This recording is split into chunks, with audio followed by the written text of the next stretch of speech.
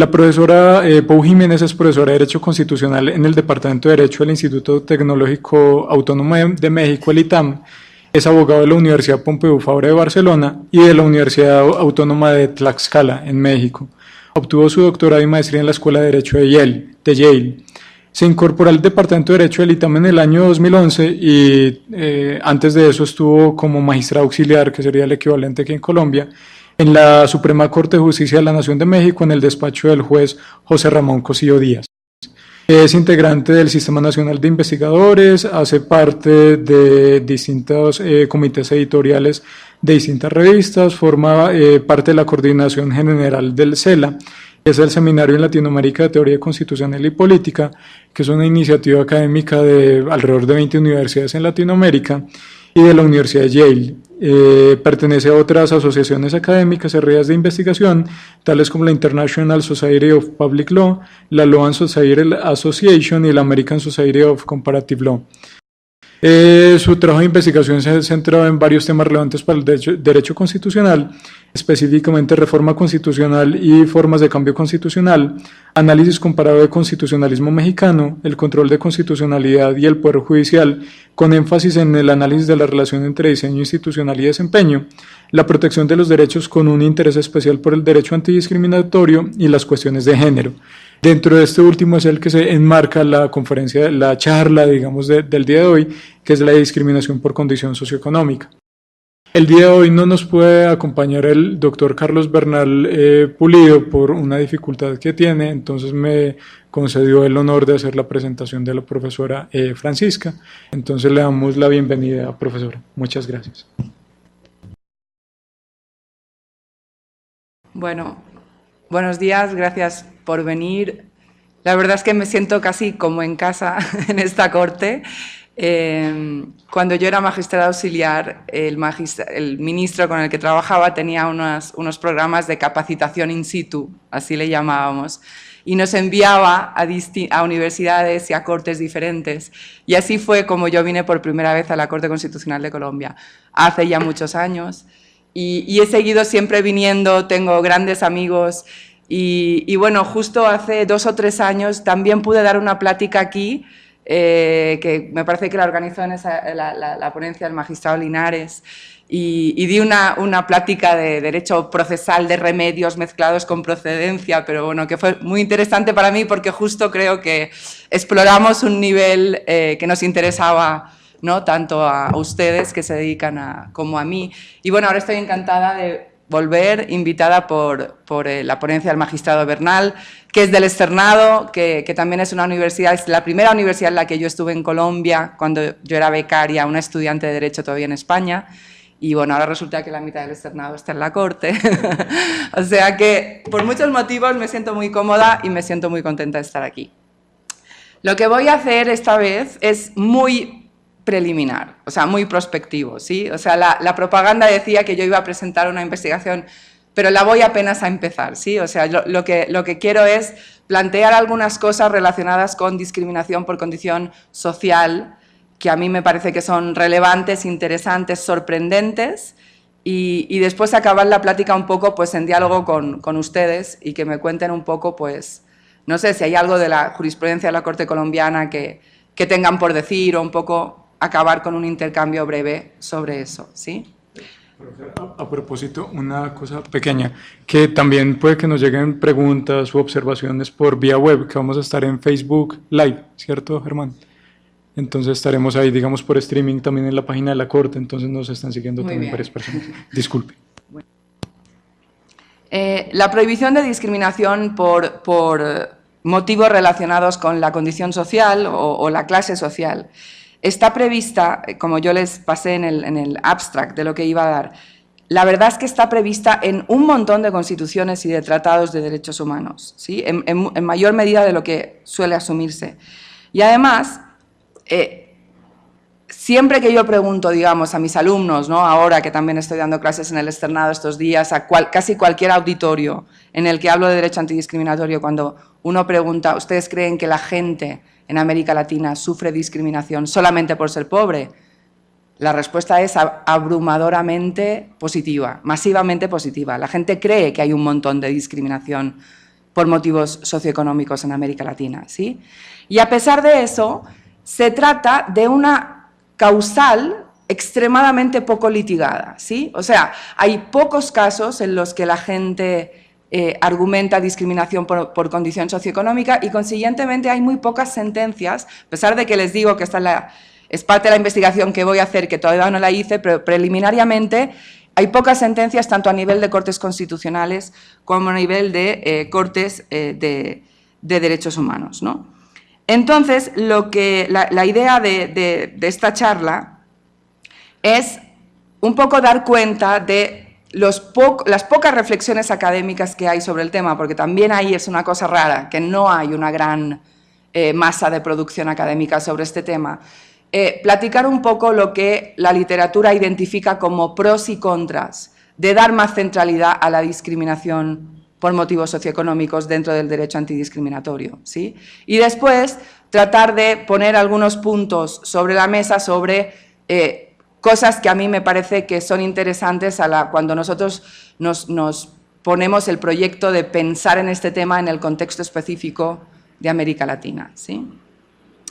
Bien, entonces, como yo les decía, si nosotros miramos los tratados de derechos humanos más habituales o las constituciones de la región, casi todas se refieren a la prohibición de discriminación por condición social o por origen social. Por ejemplo, el Pacto de Derechos Civiles y Políticos se refiere a la prohibición de discriminación por origen social, ¿sí?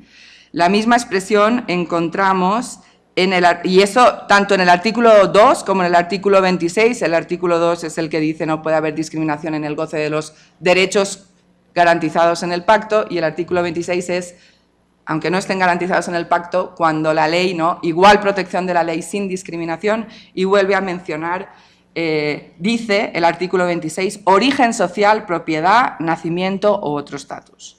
El Convenio Europeo de Derechos Humanos se refiere a la prohibición de discriminación por origen social, fortuna, nacimiento o cualquier otra situación. La Convención Americana de Derechos Humanos habla de prohibición de discriminación por origen social, posición económica, nacimiento o cualquier otra condición social. La Constitución de Sudáfrica, que es ya de las modernillas, y de que siempre solemos tener en mente, ¿no? Las Cortes del Sur que dialogan entre sí muchas veces, se refiere también, usa esta expresión, origen social. La Constitución mexicana, que claro, que en teoría es de las viejas, pero que ha sido reformada más de 710 veces por el momento, tiene, a partir de la redacción, digamos, adoptada en el año 2001, 2006, 2011, que es cuando se ha reformado la cláusula de igualdad, habla de condición social. La Constitución de Ecuador, que es de las que tienen una cláusula antidiscriminatoria más densa, porque la Constitución de Ecuador, por ejemplo, menciona como condiciones prohibidas la condición migratoria, ser seropositivo al VIH, o sea, contiene muchas cosas, digamos, que constituciones más antiguas no contienen, y ahí ya la Constitución de Ecuador dice directamente condición socioeconómica, un poco con este lenguaje un poco más. La Constitución de Colombia, curiosamente, si miramos la cláusula discriminatoria, el primer párrafo no menciona condición socioeconómica, dice por razones de sexo, raza, origen nacional o familiar, lengua, religión, opinión política o filosófica.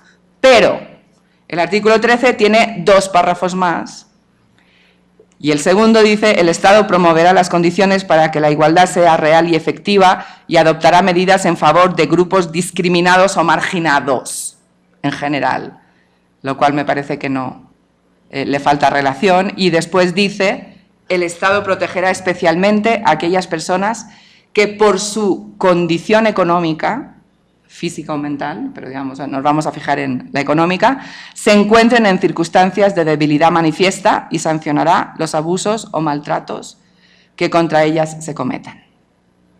¿A qué se refieren exactamente todas estas cláusulas? O sea, ¿qué entiendo yo, qué entendemos exactamente por discriminación socioeconómica? En general, los problemas en los que nos centramos cuando hablamos de discriminación son solamente un subtipo de los problemas o de las cuestiones relacionadas con igualdad que hay en una Constitución, ¿sí?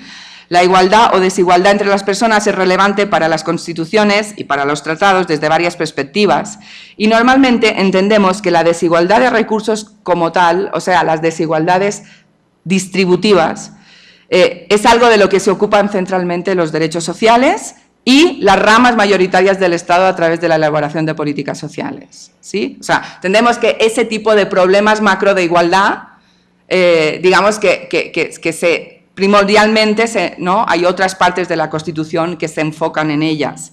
Y en cambio, las desigualdades que asociamos con la discriminación se relacionan más bien con desigualdades de estatus.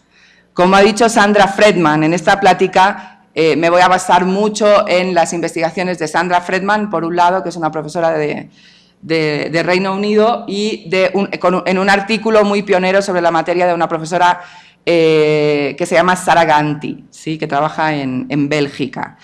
Y Sandra Fredman dice que con las cuestiones discriminatorias el daño predominante no viene por la distribución, por la mala distribución, sino por el estatus, entendiendo que los grupos de estatus no quedan definidos por las relaciones de producción, sino por la estima, el respeto y el prestigio de que disfrutan en comparación con otros grupos de la sociedad. O sea, por decirlo, digamos, en términos un poco más filosóficos de literatura que quizá les suena, las cuestiones de discriminación típicamente o centralmente, porque en realidad todo esto es bastante complicado, ¿no? Se identifican con asuntos de reconocimiento, centralmente reconocimiento y no de distribución. De manera que, prima facie, cuando yo hablo de discriminación por motivos socioeconómicos o por condición social, hablo de lo que le sucede a la gente arbitrariamente por no tener vivienda, o sea, no por serlo, por ser percibido, típicamente por serlo, ¿no? Pero esencialmente por ser percibido por los demás como una persona que tiene una educación muy deficiente, que posiblemente vive en condiciones de vivienda muy malas, por ser desempleado, por tener muy pocos recursos, etcétera, etcétera. Sí, también le podemos denominar discriminación por clase social si adoptamos una definición no marxista de clase social, sino weberiana, digamos, sociológica, que liga la noción de clase social a la naturaleza y percepción social de la ocupación que tiene cada uno, más que el lugar que técnicamente ocuparía en las relaciones de producción, si lo describiéramos bajo un paradigma de raigambre marxista. Claro, ciertamente hay relación en varias direcciones entre reconocimiento y distribución. O sea, las personas que son muy discriminadas típicamente tienen problemas de pobreza, ¿sí? O sea, las personas que sufren discriminación por origen étnico, racial, por género, por origen rural y no urbano, están sobrerepresentadas en el grupo de las personas pobres, ¿sí? Pero un poco la idea de esta plática es ver que a veces la relación inversa también se da, ¿se entiende? O sea, que la gente es discriminada solo por ser pobre, ¿sí? Lo cual crea como una especie de círculo vicioso, ¿están de acuerdo? Porque el hecho de ser discriminado por ser percibido como pobre no te ayuda nada a salir de la pobreza, ¿no? Sara Ganti, esta profesora que les digo que me baso mucho en uno de sus artículos y luego les interesa se los paso, asocia a los problemas de discriminación por pobreza, por condición socioeconómica, problemas como los siguientes. Gente, por ejemplo, que vive de beneficios sociales, que vive de pensiones públicas, de ayudas públicas, y no encuentra casa para alquilar, ¿sí? O sea, no es que carezca de dinero para alquilar, pero tiene dificultades particulares, la gente como que prefiere no alquilar a esas personas porque percibe que, quién sabe, ¿sí? Quizás son medio mentirosas, quizás son sucios, ¿sí? Entonces, o, por ejemplo, todos los casos que les digo son reales, ¿sí? O bien están en sentencias o bien están en noticias. El caso de una familia que fue expulsada del Museo de Orsay de París porque olía mal, ¿sí? El caso de esta sentencia voy a hablar un poco más adelante, el caso de unas personas de la República Checa a los que se quitó la custodia de sus hijos esencialmente por ser pobres, ¿sí? No había otra razón, o sea, eran buenos padres, ¿sí? Pero, pues como que, no sé, las autoridades vieron que ahí no había una manera en que tuvieran una vivienda más o menos satisfactoria y condiciones, y la solución fue quitarle la custodia, no la patria potestad, pero la custodia de los hijos, ¿no? O, claramente, claro, cuando las personas, digamos, que viven en la calle son objeto de violencia, ¿sí? Que ya es, digamos, una manifestación de la discriminación que ya no es simplemente prejuicio, sino que llega a la violencia, ¿no? Sería otro caso, ¿sí? ¿Por qué se les trata así a esas personas? Bueno, en gran parte porque son pobres, con independencia de su género, su origen racial, etcétera, etcétera. O cuando los médicos mexicanos en las clínicas públicas, que es un problema gigantesco, hacen actos de violencia obstétrica, ¿sí? ¿Y por qué? Y bueno, pues en parte porque son pobres, ¿se entiende? O prácticas en la sanidad pública mexicana de esterilización forzada, ¿sí? Sin consentimiento informado, previo, bien hecho, como que salen del quirófano y algo pasó. ¿Qué más da, en el fondo? Sí. Esta gente, ¿sí? Entonces, todo este universo de... o bueno, claro, o lo que ya sabemos también más cotidiano de interacción social, cuando en los restaurantes, en los bares, en los cines, pues cierta gente o bien no es admitida directamente o es admitida, pero tiene, ¿no?, a un vigilante que le pisa los talones, ¿no? Todos estos serían como algunos ejemplos de lo que puede llamarse discriminación por motivos socioeconómicos. A pesar de que todo esto como que nos suena muy familiar, tristemente, como les decía, hay muy pocos casos litigados sobre la base de clase social o condición socioeconómica. Y puede haber razones, ahí es donde les decía que voy a dar un poco cuenta de estos artículos, de estos pocos artículos que se han metido en esta cuestión.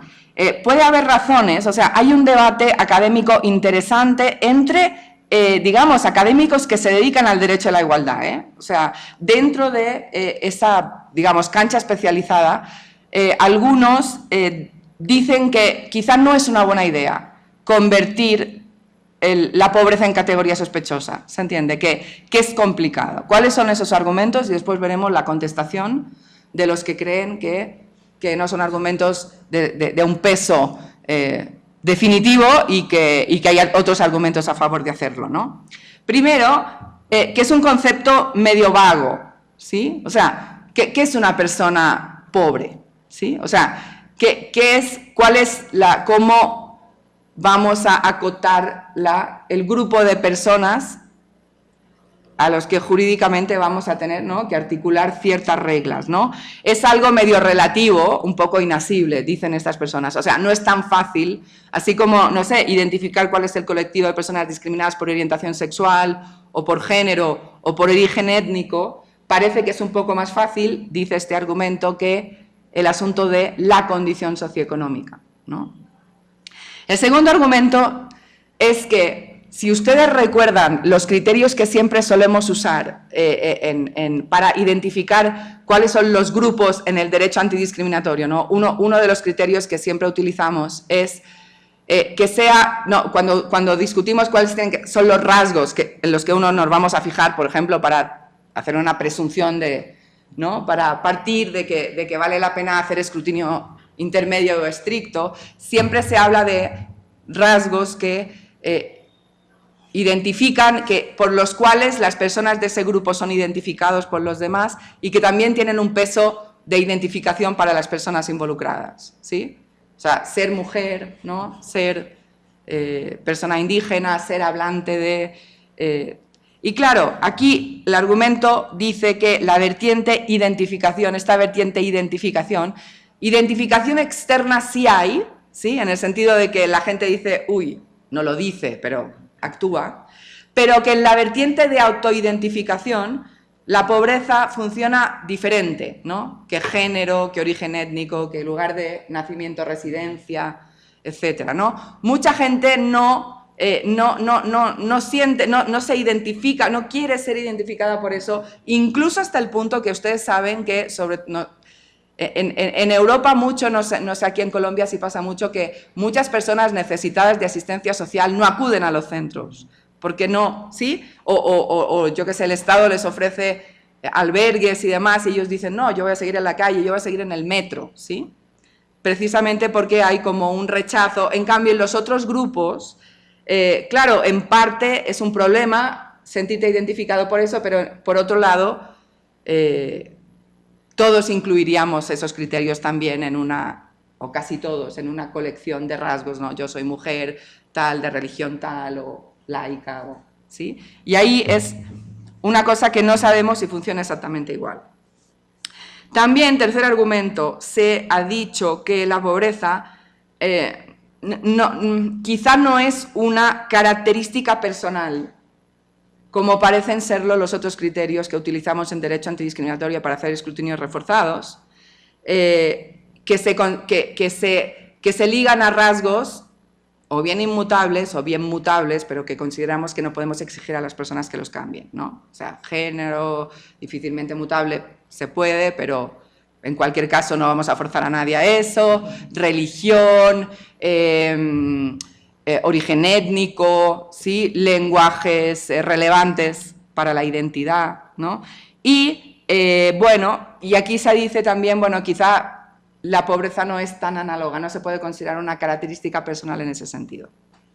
Pero el argumento más importante, o sea, el que identifica el problema central de convertir la pobreza en un criterio sospechoso en el contexto del derecho antidiscriminatorio es, y esto, por ejemplo, esto lo tomo de Margarita Ilieva, que es una búlgara que está en un Equality Project muy importante en Europa, o sea, que es una persona perfectamente sensibilizada por el tema y que ha dedicado muchos esfuerzos al tema, pero dice que a ella le parece una mala idea, dice, porque claro, porque pone el mercado bajo escrutinio, ¿se entiende? O sea, pone los precios bajo escrutinio, lo que dice Ilieva es, si lo tomamos en serio y hacemos lo que hacemos con discriminación por género, por discriminación por identidad sexual, por orientación sexual, eso tiene un efecto disruptor tan importante en el sistema, ¿sí? Porque cada entrada a los lugares, cada colegiatura, o sea, te va a permitir, digamos, escrutinizar tantas cosas, dice Ilieva, que necesariamente vamos a hacer excepciones a eso,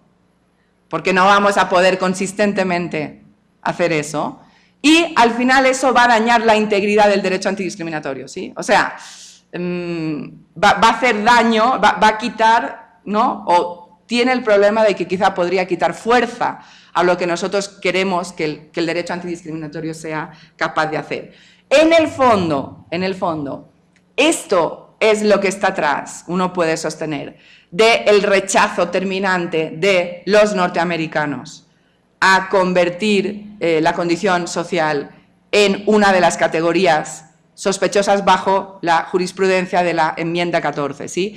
No sé si ustedes recuerdan el caso de San Antonio, el caso de Texas, ¿sí? San Antonio Independent School, del año 73, si no recuerdo mal, que ahí famosamente la Corte dijo, porque ese era un esquema, el caso de San Antonio era un caso en el que el sistema de financiación de las escuelas de Texas se hacía mediante el impuesto predial, así se llama en Colombia el predial, la contribución. Y claro, evidentemente si tú vives en un barrio rico, la gente paga mucho predial, ¿están de acuerdo? Y entonces eso crea una piscina de dinero muy grande. Si tú vives en un barrio con propiedades pobres, pues pagas menos impuesto predial, propiedades más pequeñas, y el dinero que se junta es menos. Y entonces, ¿qué te pasa? Que tienes a las escuelas muy desigualmente financiadas por motivos socioeconómicos, ¿se entiende? O sea, los pobres acaban recibiendo una educación de menor calidad. Y la Corte famosamente dijo, pues no me voy a meter porque nunca he estado como en la idea de que la discriminación por motivos socioeconómicos sea central en este país. Y por derecho a la educación no lo voy a ver porque, claro, la Constitución gringa no incluye derechos sociales y esa parte de la sentencia también es famosa. O sea, en el fondo, este es un argumento que ha tenido peso en esta cosa de por qué se ha usado tan poco, ¿no? Este asunto de tomarse en serio la discriminación por motivos socioeconómicos. Porque la gente tiene miedo, y los tribunales han tenido miedo de que esto, digamos, si esto es o no compatible con el sistema capitalista que tenemos. ¿Se entiende la idea? ¿Sí? ¿No? Como dijo Trump, y vieron el discurso del Estado de la Unión, que dijo, nunca seremos un país socialista. Y fue de las pocas cosas que muchos demócratas también aplaudieron. Hay algo que, ¿no?, que a mucha gente le choca de esta idea, ¿no? Bien, pero claro, recordemos lo que decíamos al principio, bien, pero cuidado porque todas estas manifestaciones de discriminación contra la gente solamente por ser pobre siguen estando entre nosotros y tampoco es que, ¿no? Entonces vale la pena explorar los argumentos a favor, ¿no? Y ver un poco qué es lo que se pierde con la práctica actual que realmente no le da un peso específico a estas causas. Sandra Friedman, por ejemplo, esta profesora que les he hablado, dice, pues no me parece que sea un factor más difícil de definir o de identificar que otros factores, ¿sí? Si ustedes lo piensan, las cláusulas antidiscriminatorias de los tratados que yo he mencionado y demás, hablan, por ejemplo, de que no podemos ser discriminados por opiniones políticas o cualquier otra opinión. Eso tampoco es muy fácil de definir, ¿están de acuerdo? Y sin embargo no nos ponemos un problema. O sea, ella cree que es verdad, en todas las categorías hay problemas después a la hora de adjudicar, pero que no ve que sean cualitativamente diferentes, ¿no? Sara Ganti, que es esta profesora que realmente aboga mucho por convertir la categoría en algo mucho más central, dice que a veces es el único factor que está en juego, ¿sí? Ahora comentaré dos casos que ella da como ejemplos, ¿no? Y que entonces, claro, si tú no tienes eso en las herramientas, pues es un problema, porque lo central del caso se te pierde. Segundo, la pobreza tiene una presencia continua en casos de discriminación múltiple, ¿sí? Como ustedes saben, el derecho discriminatorio nuestro no está bien diseñado para las cláusulas de interseccionalidad y de discriminación múltiple, pero eso es un problema para nuestro derecho que hay que tender a ver cómo superamos. Y la verdad es que en muchísimos de los casos de discriminación múltiple o de interseccionalidad, lo que intersecciona con género, con origen étnico, etcétera, es la pobreza, ¿sí? Y en cuarto lugar, dice Sara Ganti, permite el escrutinio directo de la situación económica de la gente, ¿sí? Que es algo que ahora queda injustificadamente marginado en el análisis de los casos, siendo relevante. O sea, se cae por las fisuras del derecho antidiscriminatorio. Si tuviéramos esa categoría, claramente ese problema desaparece, ¿no? Y en quinto lugar, dice ella, ayudaría a visibilizar el problema, ¿sí? Que ahora está medio, como que todos sabemos que existe, pero en el derecho no está muy invisibilizado, y eso podría tener un papel fundamental en el combate de los estereotipos y la estigmatización y el prejuicio que sufren las personas pobres cotidianamente. Una encuesta que cita Sara Ganti dice que el 97% de los franceses tienen prejuicios contra las personas pobres.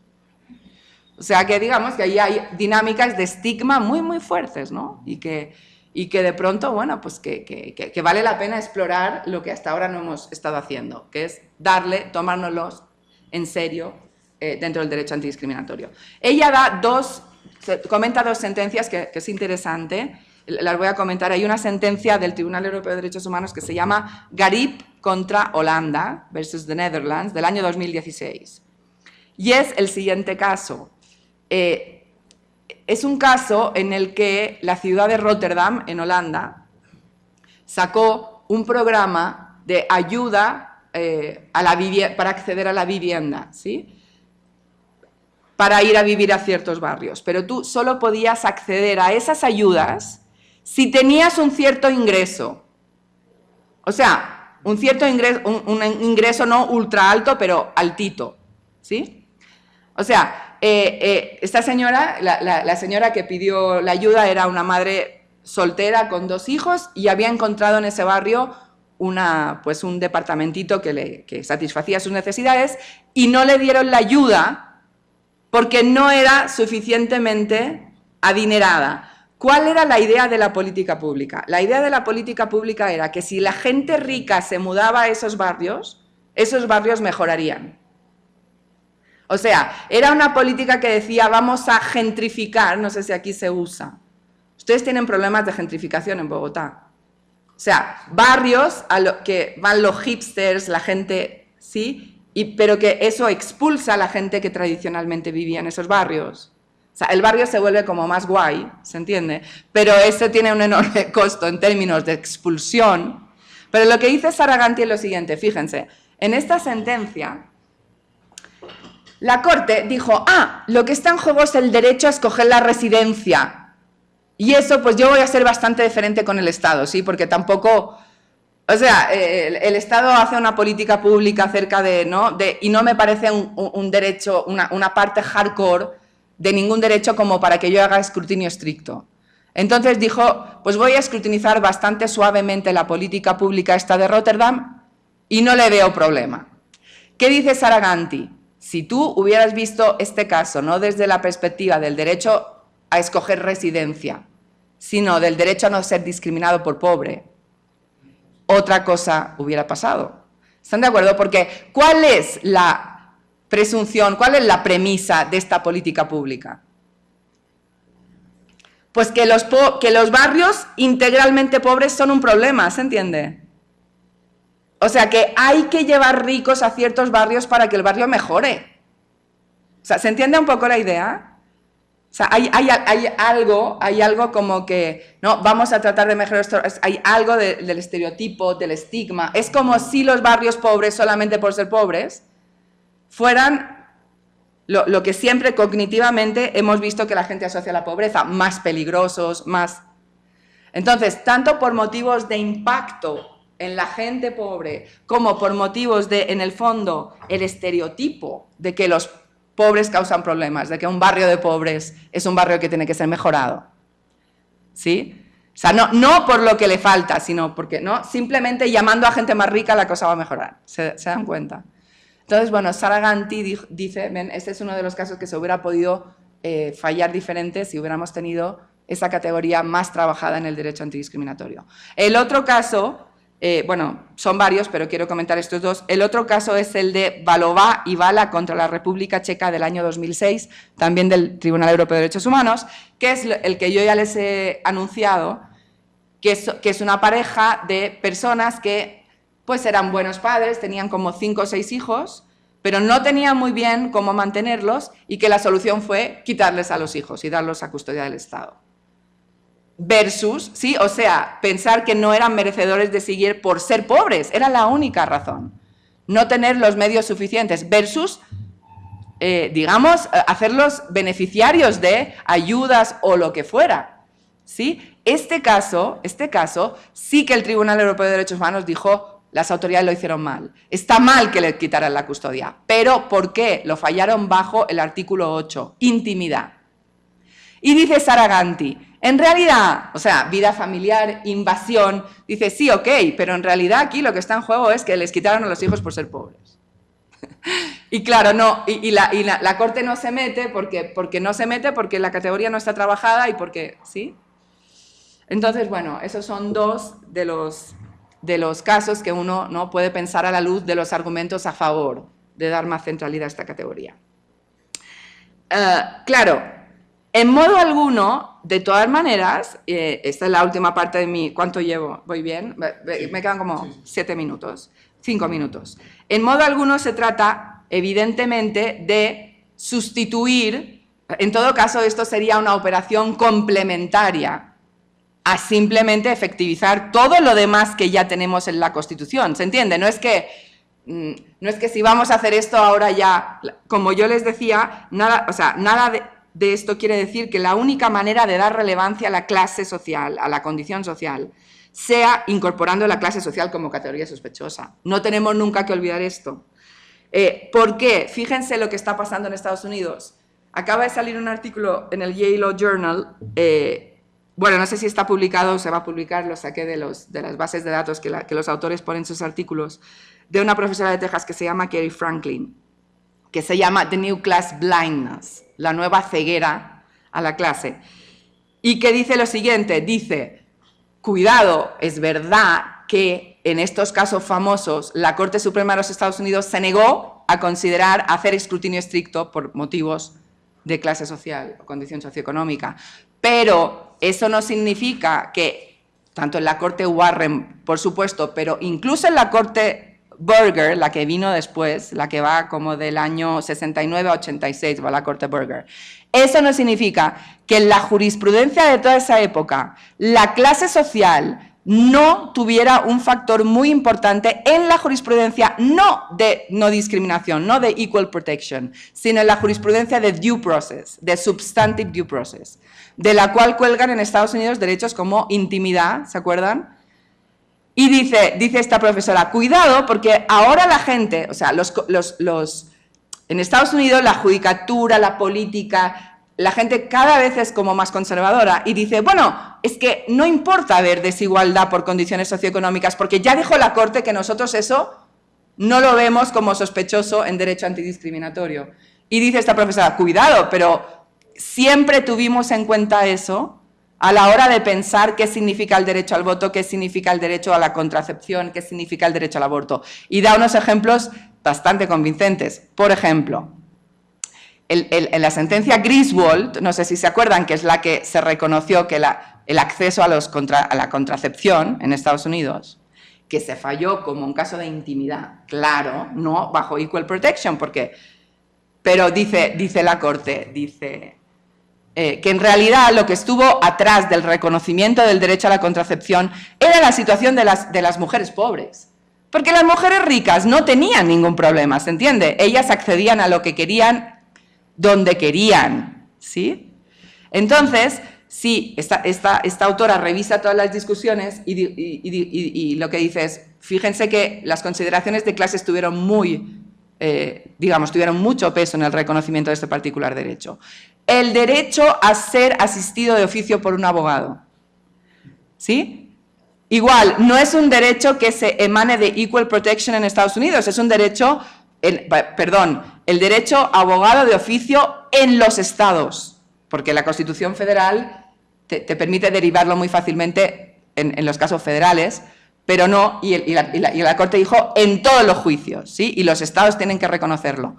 Eso, si uno revisa la sentencia Gideon y tal, se hizo en consideración a la gente que obviamente no se puede pagar un abogado. ¿Sí? Y bueno, y da otros ejemplos, o por ejemplo, en la sentencia de Roe, o en la sentencia Casey, fíjense, bueno, ya no me quiero alargar mucho, ¿no? Pero pongamos Casey, ¿no? Que es cuando la Corte dijo, puso el estándar en el derecho al aborto del undue burden, ¿no? De la carga indebida. Dice, la noción de carga indebida la pensó la Corte pensando en las personas de escasos recursos. O sea, ¿cuándo es una carga indebida? Pero no para la millonaria del Upper East Side, ¿sí? Pues que tiene muchas maneras de no tener ninguna carga indebida respecto de ciertas decisiones, sino pensando en las personas con menos recursos económicos. ¿Por qué lo digo esto? Porque una de las cosas difíciles de este tema, que apenas estoy empezando, ¿sí? Es esto, es pensar la interacción entre el derecho antidiscriminatorio y el lugar que puede tener la prohibición de discriminación por pobreza, la interacción de eso con el resto de las cosas que dice la Constitución sobre igualdad. Y ahora yo les he contado la discusión gringa, ¿están de acuerdo? Esa es la discusión que tienen los gringos sobre este tema, cómo esto interactúa o no con la jurisprudencia sobre due process. Pero creo que en América Latina, y esta es la idea de este proyecto que estoy empezando, en América Latina tenemos que tener nuestra propia discusión, ¿sí? Y hay ciertas cosas que serán distintivas en nuestra propia discusión. ¿Cuáles? Pues resulta... bueno, contesto la pregunta rápido y después las otras. A ver, tienes toda la razón, ¿sí? Lo que pasa es que, sí, efectivamente, en derecho antidiscriminatorio la definición de minoría ya no es numérica, porque nos encontramos con casos como los que tú dices, ¿no? En realidad, bueno, las mujeres también son una mayoría técnica de la población y, sin embargo, las consideramos una minoría dentro del, ¿no? dentro del derecho antidiscriminatorio. Pero lo que tú dices después es lo más, digamos, sorprendente. O sea, ¿y si son mayorías? ¿Por qué en una democracia hemos conseguido tan poco? Y esta es la pregunta del millón, ¿sí? O sea, en el siglo XIX la gente no quería dar sufragio universal a las clases trabajadoras y demás, porque decía, el día que todos estos, en ellas no pensaban, el día que todos estos tengan el voto, se va a acabar. Y, surprise, surprise, vino el sufragio universal. Y no pasó demasiado, ¿sí? Entonces, lo que tú dices es verdad, son la mayoría, no hay una manera de que esto empodere a esa mayoría numérica y sea capaz de alterar la situación en el mercado económico y cultural de apreciación mutua, ¿sí? Y permita que esas identidades subordinadas dejen de serlo y demás. Y esa es una gran pregunta, te digo, y se aplica también a las mujeres, ¿no? Que también son técnicamente, y sí, y en México también los pobres son una mayoría de la población, ¿sí? Pero desafortunadamente, claro, lo que describe el derecho antidiscriminatorio es verdad, nadie se lo inventa. Hay una situación de desempoderamiento que los define como tales que hace que la situación siga siendo esta, ¿no? O sea que, bueno, no sé, eso es lo que me suscita tu comentario. David y Sergio. Creo que yo primero que agradecerle por su tiempo, por su charla bastante enriquecedora para nosotros y para nuestra labor judicial aquí en la Corte. Comparto con usted el hecho de esas cuestiones económicas en el campo social dan cuenta de falencias estructurales en lo que tiene que ver con la teoría del derecho. Incluso en otros campos, como la filosofía, como la política, como africanismo, por ejemplo, cuando explora la teoría de la justicia. Pero quisiera de pronto saber cómo proyecta usted esa dificultad en lo que tiene que ver con la obligación del Estado de protección y garantía de este tipo de personas en específico. ¿Por qué? Porque cuando yo me siento en ámbitos de discriminación de otros grupos discriminados, de otras personas discriminadas, normalmente estas obligaciones tienen dos esferas. El Estado debe no incurrir en esa discriminación, impedir que en particular ocurra esa discriminación, pero además garantizarle a la persona que pueda ejercer una vida en condición de normalidad, teniendo en cuenta su condición personal. Pero en el caso de la pobreza, uno pudiera encontrar una diferencia, y es que el Estado en últimas lo que tiene que permitir es que la persona mantenga ese estatus, sino que en últimas va a ser una obligación progresiva, claro, de que en la medida de lo posible la persona salga de esa condición. Claro, claro. Entonces, ¿cómo pongo yo a jugar esas obligaciones de respeto y de garantía cuando esa condición de pobreza, por lo menos en principio, tendría que ser temporal?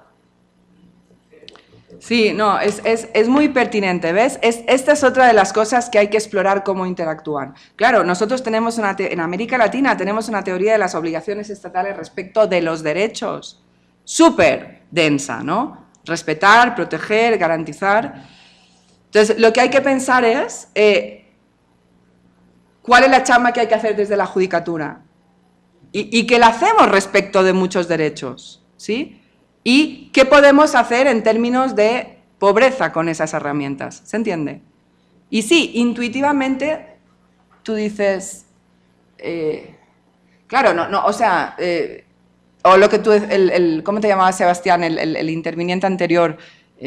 Claro, o sea, si lo tomamos en serio y aplicamos respetar, proteger, garantizar a tal, eso implica que hacemos todo. Y bueno, y eso es problemático y lo que sea, pero habrá que explorar, maximizar todo lo que se podría hacer desde la judicatura, ¿no? Y quizás no lo hemos explorado, o lo hemos explorado más en materia de, no sé, personas desplazadas por la violencia, o sea, claro que en parte también son pobres, ¿sí? Pero lo único que digo es, creo que no está explorado en relación con los pobres y eso es una anomalía, ¿sí? Y no creo que podamos sentirnos cómodos con esa anomalía, por un lado, dado el corazón igualitario de las constituciones latinoamericanas contemporáneas y, por otro lado, el tamaño gigantesco del problema allá afuera, ¿sí? Ahora, pero no es un tema fácil, ¿no? Pero simplemente creo que... O sea, en lo que... alguien podría pensar, bueno, teniendo todas estas herramientas de las obligaciones estatales y demás, pues ya realmente no necesitamos el asunto de la... Pero entonces hay que pensar cómo juega esto en relación con la pobreza. O sea, la misma pregunta tuya, para la cual no tengo respuesta, pero digamos, esta es la pregunta relevante. Vale, muchas gracias. Sergio. Hola. Básicamente tres preguntas. La primera es respecto a la dimensión positiva y negativa del derecho de no discriminación. Porque, digamos, pongamos un ejemplo. En libertad religiosa yo puedo tener esa libertad religiosa, creer en lo que yo quiera y no imponer esa condición a otras personas. ¿Cómo funcionaría en la no discriminación? ¿Simplemente debo aceptar o debo ir más allá y bajo quién está esa responsabilidad de no generar el daño, no seguir generando ese daño a las personas? La segunda pregunta respecto a los medios que tienen las personas. ¿Hasta qué punto se deben generar los medios para que las personas salgan de su condición de pobreza y esos medios no se conviertan en que se mantenga el estatus social de la persona, o que por el contrario personas que tienen los medios que no están en condición de pobreza caigan en condiciones de pobreza? Y la tercera sería básicamente la responsabilidad de los tribunales constitucionales respecto al control de constitucionalidad de las leyes en los temas de participación. Específicamente el caso colombiano, la Corte Constitucional puede hacer esa labor de control de constitucionalidad en el procedimiento, pero parece que ese procedimiento legislativo no está llamando, con lo que decían los dos intervinientes, a las personas realmente afectadas. Entonces, ¿cuál es el papel de esos tribunales constitucionales? Y si al final esos casos a casos que vienen resolviendo los tribunales constitucionales, que en principio como las tutelas tienen efectos interpartes, van a terminar en efectos erga omnes con las decisiones que se estén tomando. Está muy relacionado con lo anterior, ¿no? O sea, sí, efectivamente no podemos pensar que el derecho que la no discriminación es una excepción y por tanto tiene una dimensión positiva y de prevención y de protección en el sentido de evitar que los particulares lo hagan y de no repetición, y todo eso el tribunal se lo tiene que tomar en serio. Si no, se está tomando menos en serio esos problemas que otros derechos, ¿sí? Entonces, ¿qué es lo que tienen que hacer? Eso, ver, dado que, digamos, el tribunal no se puede convertir, la única manera de dar virtualidad a la vertiente de prevención, de tratar de que no se repita y demás, es que los tribunales busquen este tipo de sentencias dialógicas, digamos, o eso es lo que se me ocurre, ¿sí?, de las que ustedes son pioneros, ¿vale? Y en donde, claro, preservas, digamos, la posición del tribunal, que no es absolutamente diseñar lo que va a pasar, pero forzar a los poderes públicos a actuar, ¿sí? O sea, si nosotros nos tomamos en serio la dimensión sustantiva de la igualdad y nos tomamos en serio las obligaciones estatales, que incluyen no solamente respeto, sino protección, lo cual implica todo el sector privado, lo cual implica garantía y lo cual implica buscar la no repetición, necesariamente los tribunales tienen que hacer este tipo de cosas. Tú dices, ¿y eso no sería dar efectos generales a las tutelas? No. O sea, esa discusión en México es una discusión que ha impedido garantizar los derechos. O sea, yo entiendo que aquí pueden tener sus discusiones, pero en México ha sido tremendo, porque ahora apenas la cosa está empezando a arrancar. Cualquier cosa les parece que vulnera el diseño de los efectos, pero hay cosas que si tú no le das efectos más allá del caso, no estás protegiendo el derecho en el caso. Yo les llamo a esas sentencias efectos generales colaterales. Son simplemente colaterales. O sea, si yo no tengo que asegurar que una persona que va en silla de ruedas pueda entrar a un edificio, se van a construir unas rampas y esas rampas las va a usar gente más allá de esa persona.